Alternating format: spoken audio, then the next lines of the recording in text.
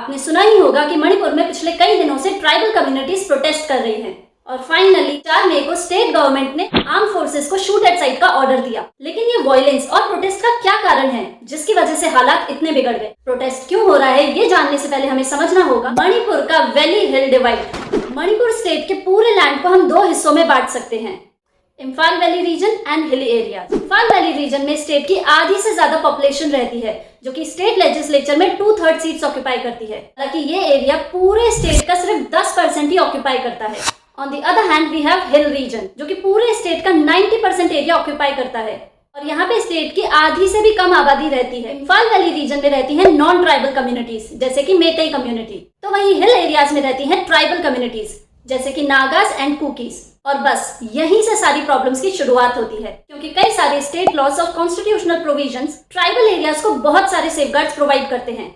जैसे कि इम्फाल वैली में रहने वाला एक नॉन ट्राइबल पर्सन हिल एरियाज में लैंड नहीं खरीद सकता, लेकिन हिल एरिया में रहने वाला एक ट्राइबल पर्सन इम्फाल वैली में भी लैंड खरीद सकता है।